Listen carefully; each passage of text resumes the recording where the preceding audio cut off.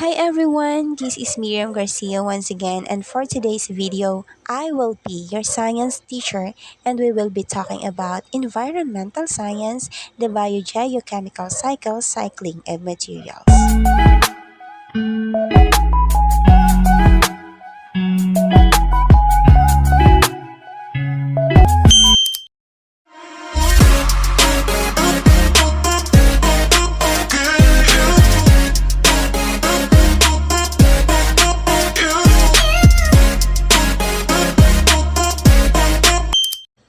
But before we move on to our topic, let us first define what is biogeochemical cycles.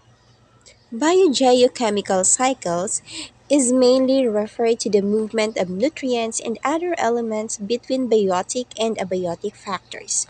The term biogeochemical is derived from bio, meaning biosphere, and geo, meaning geological components, and chemical, meaning the elements that move through a cycle.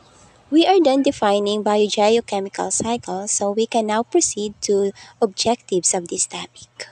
Number one, we will going to analyze the roles of organisms in the cycling of materials. We will explain how materials cycle in an ecosystem. We will describe the roles of organisms in the cycling of materials.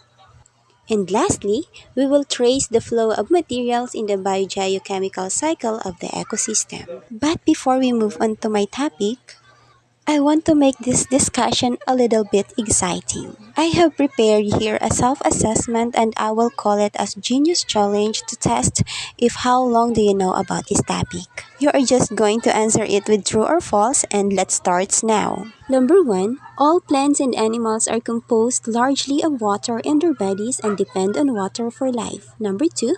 Animals breathe out oxygen from the atmosphere and plants take it out through their leaves. Number 3.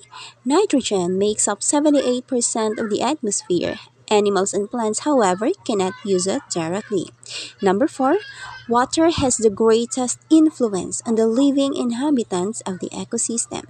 And lastly, phosphorus compounds are released by means of erosion of rock where their compounds are dissolved in water. I'll give you 10 seconds to prepare your answer and your timer starts now.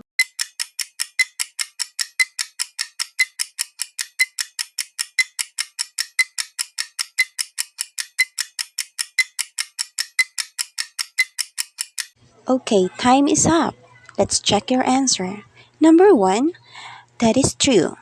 Number 2, that is false because animals breathe in oxygen from the atmosphere and plants take it in through their leaves. Number 3, that is true. Number 4, that is true. And number 5, that is true.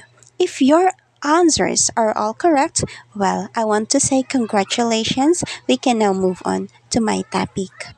The cycling materials of biogeochemical cycles are the following. Number 1, carbon-oxygen cycle. Number 2, water cycle, nitrogen cycle, and sedimentary or phosphorus cycle. So let us start from carbon-oxygen cycle. Carbon dioxide oxygen cycle. Oxygen or O2 is one of the most abundant chemical elements on Earth.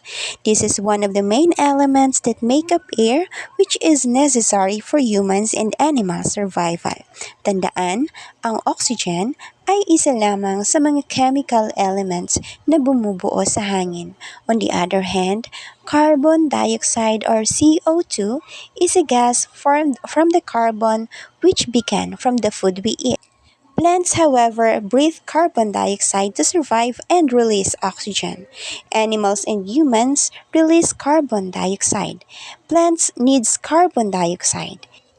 Animals and humans need oxygen. Kagaya ng natutunan natin, ang lahat ng mga bagay ay talaga namang magkakaugnay. Ito ang natural na daloy ng buhay, a natural flow of life that sustains life on Earth.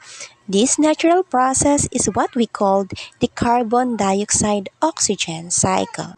So the cycle begins. Ang mga halaman ay may kakayahang gumawa ng sarili nilang pagkain.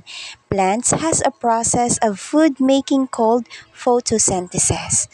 Photosynthesis is said to be the driver of oxygen. During this food-making process, plants produce starch. As a result, they give off oxygen as a waste product. Ang oxygen ay nabuo sa prosesong ito. At dahil ang oxygen ay waste product, hindi na ito kakailanganin pa ng mga halaman. Kaya naman ito ay pinapakawalan ng mga halaman sa hangin. Oxygen moves out through tiny openings in the plant's leaves called stomata. Oxygen is then released in the atmosphere. That is why 20% of the atmosphere is composed of oxygen. Kung sa kasalukuyang panahon may 20% oxygen sa atmosphere, ano kaya ang mangyayari kung ang mga halaman at mga puno na nagbibigay nito ay patuloy na mauubos? Let's think about it. Ano kaya? Humans and animals breathe in oxygen in the atmosphere to survive. As we inhale oxygen, it enters to our body, leading to our lungs. So napakahalaga ng oxygen para tayo ay mabuhay. Oxygen is essential or is needed in changing foods and water we intake to make energy. Oxygen also enables our cells to continue functioning. Animals and humans acquire oxygen. Without oxygen, we will all die. Mamamatay tayong lahat. As we breathe in oxygen, we breathe out carbon dioxide as a byproduct or waste product. Ang carbon dioxide ay resulta ng chemical process na nabubuo sa ating katawan. At dahil ito ay waste product, kailangan na nating mapakawalan mula sa ating katawan. It could be through breathing out or it could be by farting. So alam naman po natin yung farting, di ba po? So, if you fart, that's just normal, but as a sign of respect, just get distance. When carbon dioxide is released in the atmosphere from animals and humans' body, plants then takes it in with water and carbon dioxide. Plants again created sugar as their food. Are you familiar with this process? Yes, we're talking again about the food making process called the photosynthesis. Since it is a cycle, this process keep on repeating and repeating and repeating. So this is the natural flow of carbon dioxide and oxygen cycle. So that's the end of our discussion. I'll make a separate video for water cycle, nitrogen cycle, and sedimentary or phosphorus cycle.